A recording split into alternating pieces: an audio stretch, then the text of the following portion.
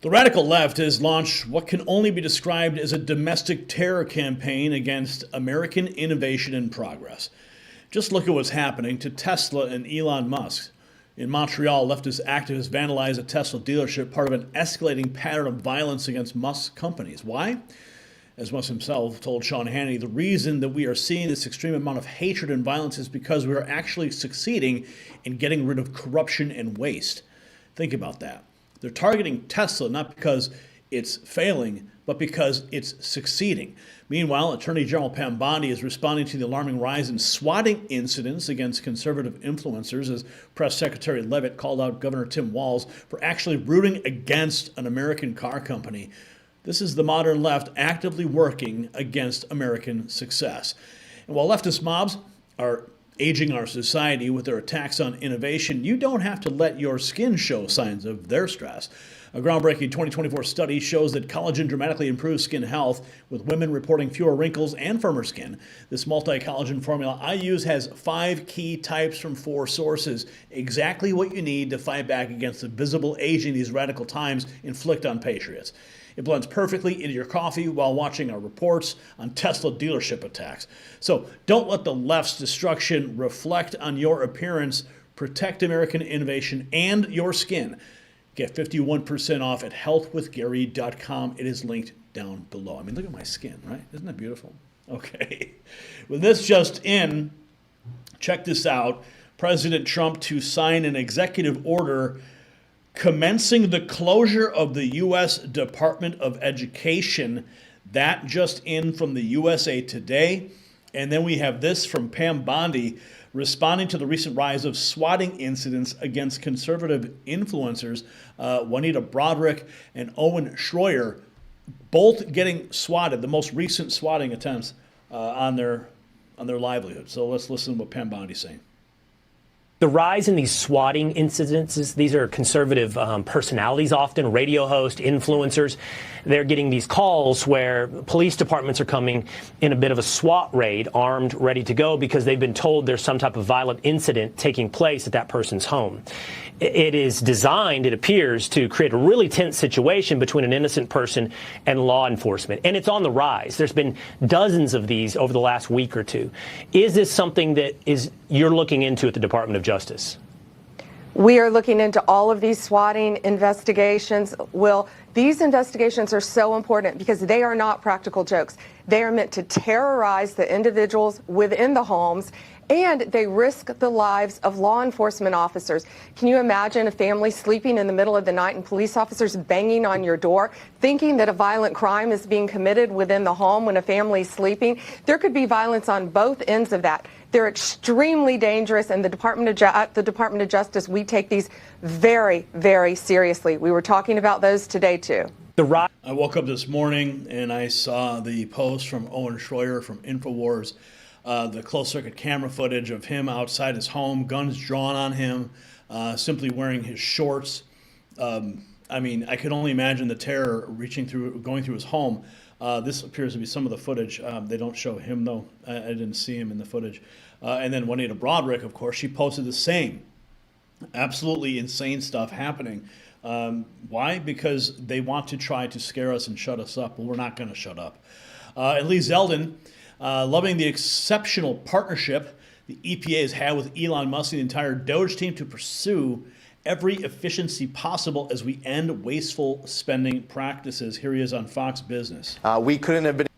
We've had a great partnership with Doge, and through their help, we have been able to identify now over $2 billion worth of grants that I've canceled inside of both the DEI and environmental justice space. It's about saving tax dollars, ensuring that we aren't wasting a penny. We couldn't have been able to do it without that partnership with Doge. We're grateful for Elon's efforts, and he has a lot of very talented people who have been working with him. The people inside of our agency are EPA employees, the ones working on this Doge effort, and we're grateful for their effort. They stepped away from other jobs because they care about selflessly serving the American public. For me, I want to ensure that we are being exceptional stewards of tax dollars. That is my commitment to Congress, to President Trump, and to the American people. Let's keep the Doge party going, folks. Here we have, because Doge is so effective, libs of TikTok posting this, leftist activists vandalizing a Tesla dealership in Montreal, Canada.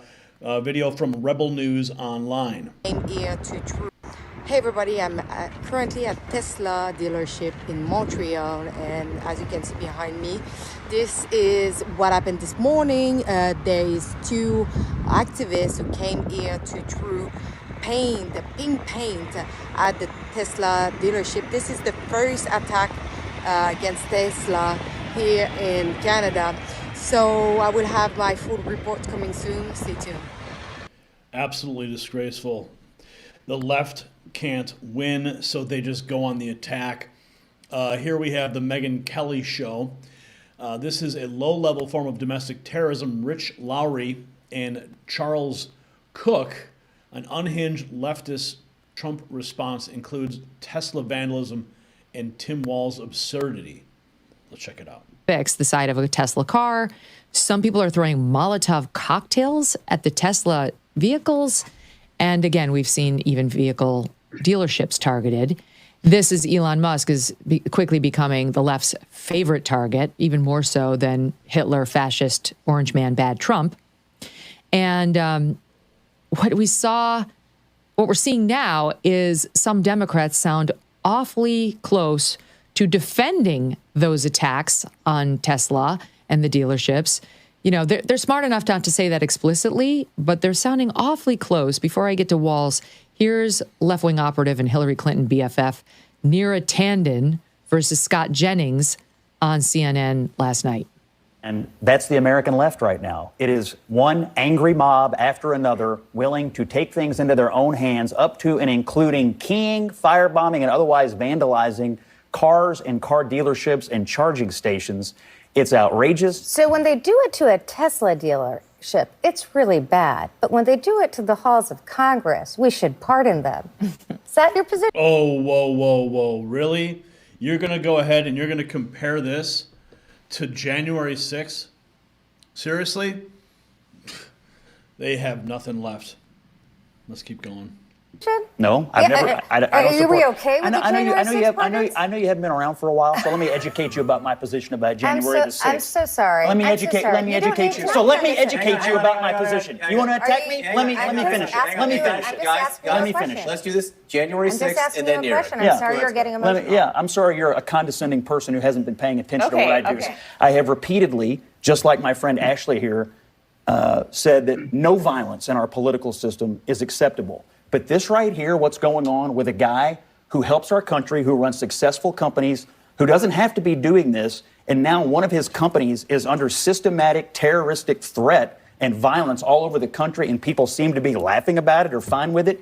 It's outrageous. Anyone who commits violence against Tesla or Congress or anyone else should be put in jail, 1,000%. But that should not stifle dissent or opposition from Elon Musk. Give it a little lip service. Give it a little both sides. I'm so sorry to say that people are legitimately upset. They're legitimately upset at Elon Musk, and they're doing it on their own, but there is no reason to have violence in the country. But I just wish all of us would support criticism of, or would support punishing people who are violent wherever they are. So they're very upset. They're legitimately upset. They're doing it on their own. And we should really be condemning January 6th in this moment as well. Your thoughts on that one, Charles? She just can't do it, can she? All she has to say, all she's obliged to say, as the citizen of a free republic, is it is never acceptable to firebomb cars because you don't like the guy who owns the company. And she can't do it. Joe Biden, by the way, nominated her for a federal position. Yeah. Thankfully, the Senate shot it down. Joe Manchin, I think, saw sense. But she cannot do it. And that is because at the root of modern American progressivism is the suspicion at best and the conviction at worst that violence is sometimes justified, that riots are necessary, and that all these power dynamics and hierarchies of grievances that we've been treated to for years justify what we see on the streets often and here at car dealerships. It's absolutely astonishing to me that she can't do it. And the newspapers, incidentally, have published headlines over and over again that run a little bit like Neera Tanden's answer there, which is suggesting that Elon Musk has angered people and therefore that they can't be held responsible if they resort to violence. It's appalling. Rich, we did have the almost Vice President of the United States, Tim Walz, decide to weigh in on this. And here's what he had to say in response to Elon Musk. I mean, obviously in response to Elon and what he's doing with the federal government and all that. But here's what he decided while Tesla's under attack, while Elon's under attack. This was his message yesterday. Saying on my phone, I don't know, some of you know this on the iPhone, they've got that little stock app. I added Tesla to it to give me a little boost during the day. 225 and dropping. So,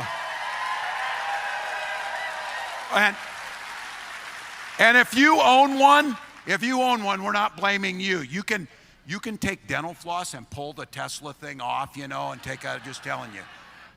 So your thoughts on that, as this is one of the largest American manufacturers and employers of Americans that we have, but he's celebrating the drop in stock. This, not to mention, as Elon Musk rescues our 2 astronauts who were stuck on the International Space Station. It's just your thoughts. Yeah, it's meant to punish and coerce Elon Musk. And this whole campaign is loathsome and un-American. Now, it's fine, obviously, to protest if it's peaceful and lawful. It's fine to boycott. You know, there's a boycott against Bud Light a year or 2 ago, but I don't remember Bud Light delivery trucks getting Molotov cocktailed or 7-Elevens getting shot up. So this is a low level, you know, it's not hijacking planes, but it is a low level form of domestic terrorism, the basic definition of which is violent acts that are ideologically motivated and meant to change the course of a government or government policy. They want to make Elon Musk afraid. I don't think he scares easily, but they want to make the people who work for him afraid. They want to make the potential customers afraid. They want to make the people who own the cars afraid, right? The last thing you want to think of is my car might be vandalized, right? This is an expensive vehicle. So whenever the left talks about direct action, you need to take measures to protect your person and your property. And how disgusting is that? That's where we're at right now. I mean, we've seen this time and time again, and now we're seeing Elon Musk right there. And here we have, okay, so check this out. Here's the press secretary. And I was in the press room today when this question was brought up, and the press secretary just blasted Tim Walz. Check this out. That's quite sad. Governor Walz saying last night he frequently checks Tesla stock, in doing so to, quote, give me a little boost during the day. How should Americans view politicians who take pride in the downfall of an American car company? I think that's quite sad, but I think Governor Walz, unfortunately, is living a sad existence after his devastating defeat on November 5th. Governor Walz saying living a sad existence. That's all you can really say. Here we have more from the press secretary on the incident at the U.S. Institute of Peace. This was new. Listen to this. I had no idea. This is shocking. Telephones, elevators. So on the United States Institute of Peace, this is a little bit wild. I understand the old president refused to leave after he was removed from his position. He barricaded himself in his offices, had to be escorted out by police, left the building without Wi-Fi. Oh, wait, look, there's me.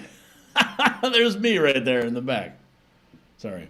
So on the United States Institute of Peace, this is a little bit wild. I understand the old president refused to leave after he was removed from his position. He barricaded himself in his offices, had to be escorted out by police, left the building without Wi-Fi, telephones, elevators, and more, and is now telling media that Doge broke in and illegally removed him. So can you comment on this sequence of events and specify, did Doge illegally enter? I'm really glad you brought this up, Mary. We were made aware of this story by individuals at Doge, at Elon Musk's team, and also at the State Department who were unable to access this building. And it became very clear that there was a concerted effort amongst the rogue bureaucrats at the United States Institute of Peace to actually physically barricade themselves essentially inside of the building to prevent political appointees of this administration who work at the direction of the President of the United States to get into the building. There was a piece in the Daily Caller, thank you for sharing the truth on this, about what happened. Staff contacted the MPD in an attempt to prevent DOJ personnel from entering. They barricaded the doors. They also disabled telephone lines, internet connections, and other IT infrastructure within the building. They distributed flyers internally, encouraging each other to basically prevent these individuals from accessing the building. I use this to say this is what DOJ and this administration is facing. It's a resistance from bureaucrats who don't want to see change in this city. President Trump was elected on an overwhelming mandate to seek change and implement change, and this is unacceptable behavior. I mean, can we call it an insurrection? I mean, this is the deep state clinging to power. I mean, barricading themselves in their offices, refusing to leave. I mean, this is outrageous. President Trump has the power to remove these people from office, and when he removes them, they have to go. Here we have the press secretary, Secretary Sean Duffy, promises made, promises kept. This is what the golden age of space transportation looks like. At NASA's headquarters, we watched our great astronauts make a splashdown in the Gulf of America. They were forgotten for 9 months in space, but thanks to POTUS leadership, no more. And splashdown.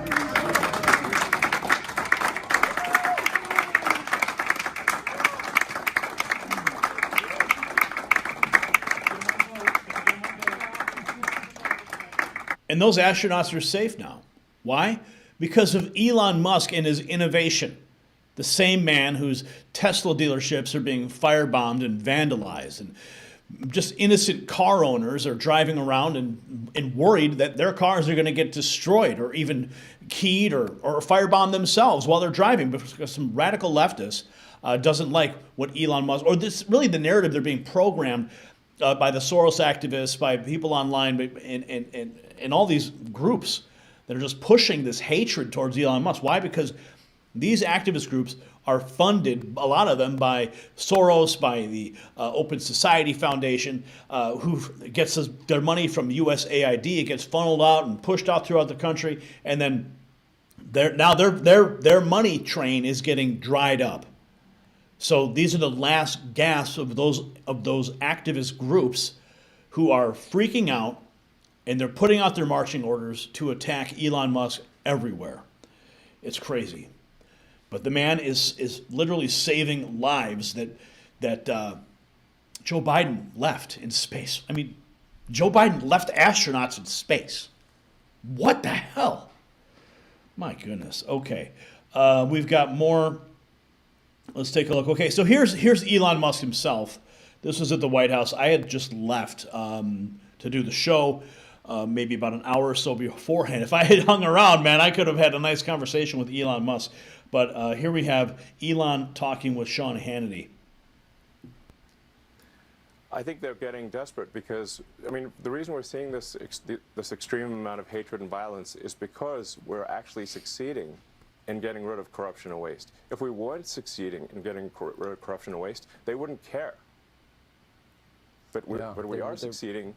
Without President Trump, this would be impossible. So I'd just like to say, you know, it's only possible with this president. Yeah. I mean, they're attacking him. He's taking a lot of heat right now. But the guy's a billionaire. He can absorb it. Here's more. Elon Musk says SpaceX could have rescued the astronauts stranded in space for 10 months after a few months at most. Listen. Not sooner. I just want to clarify on the issue of whether. I just want to clarify on the issue of whether or not you had offered to send this rocket to space to rescue these astronauts sooner to Joe Biden and Kamala Harris. I heard somebody earlier today say, in fact, that didn't happen when I believe it did. No, we definitely offered to return the astronauts earlier. There's no question about that. The astronauts were only supposed to be there for 8 days, and they've been there for almost 10 months. So obviously that doesn't make any sense. SpaceX could have brought the astronauts back after a few months at most, And we made that offer to the Biden administration. It was rejected for political reasons, and that's just a fact. Rejected for political reasons. They left those people in space for political reasons. Jeez, man. Wow. Here is more from Elon Musk outlining what keeps him going through all of the attacks and smears. Nick Sortor posting this.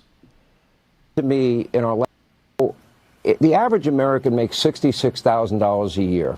We're close to $40,000 in debt. You said to me in our last interview, we won't have a country unless we fix it now. Can you explain why this is so important that we identify all this waste?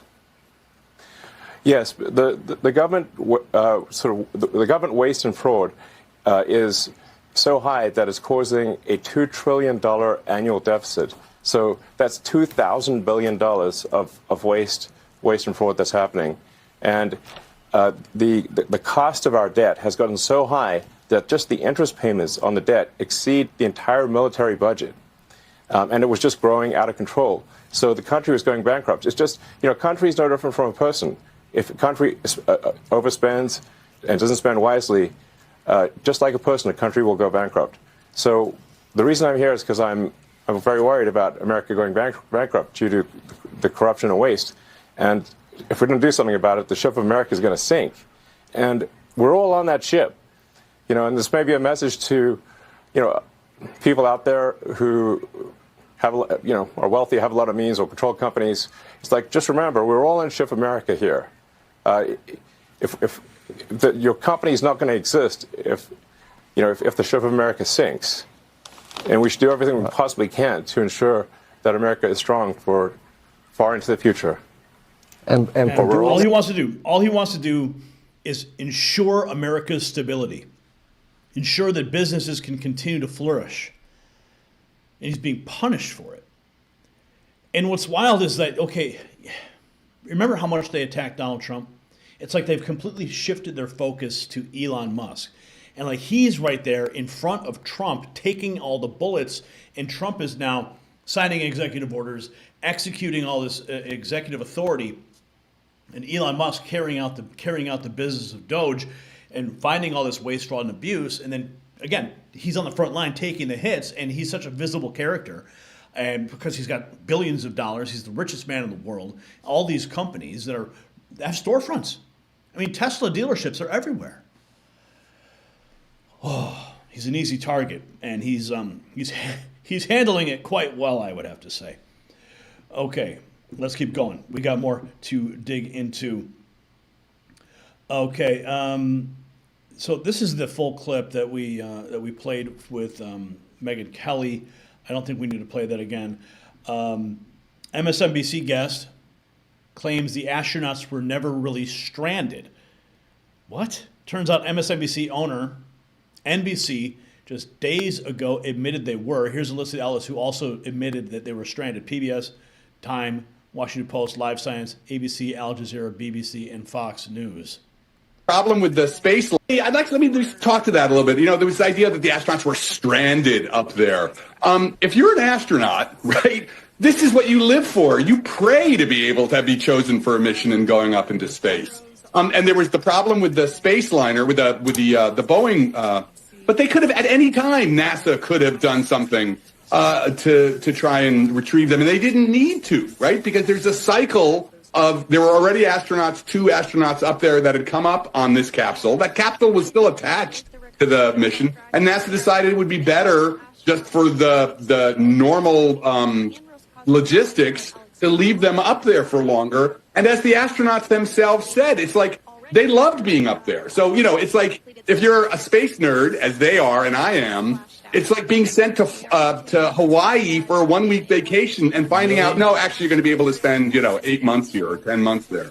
So this idea of them being stranded, I really felt was kind of the politics getting involved. And, NASA has contingency plans. NASA has, NASA understands what it takes and what the problems are. And so the decision to, leave them up there was not one of desperation, but was one of scheduling and logistics, which is very hard when it comes to space. So This, in many ways, this was very routine. Getting them down was not something special. This capsule was always up there waiting to bring the 2 astronauts who'd been there already and were scheduled to come down. But this one had 4 seats. That was part of the plan, so they could get them all down. And we're looking at the footage here. This is off the coast of Florida. Yeah, they couldn't wait to get stranded up there. My goodness. Okay, the reality we're facing is stark. As America enters an innovation renaissance under President Trump, the left has become increasingly desperate to sabotage anything that threatens their narrative of American decline. In an exclusive Fox News interview, Musk pointed out the hypocrisy. I always thought the Democrats were supposed to be the party of empathy and caring, and yet they're burning down cars and firebombing dealerships.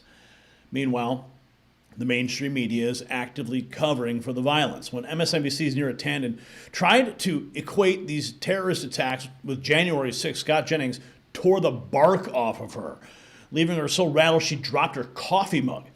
And Musk's warning is clear. If we don't do something, the ship of America is going to sink. We are all on the same ship. So here's the question. Is the left's violent opposition to American innovation and success proof that their entire political ideology has become an anti-American movement? Let us know in the comments.